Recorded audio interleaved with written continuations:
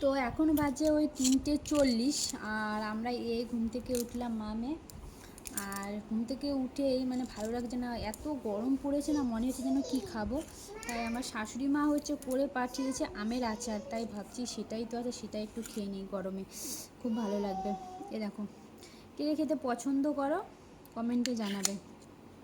খেতে কিন্তু দারুণ হয়েছে, কারণ আমি কালকে ভাত দিয়ে খেয়েছিলাম। ঝাল হয়েছে।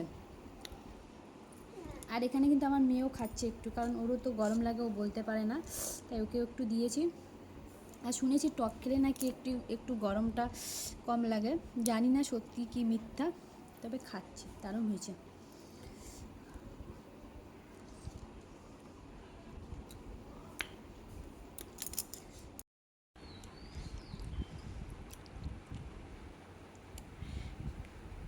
কি খাচ্ছ তুমি?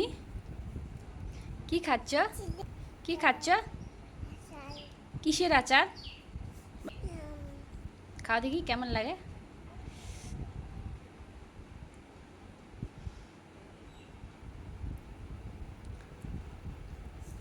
কেমন দেখাও তো। ভালো? কেমন কেমন? কি তেত্তি? আচ্ছা খাও।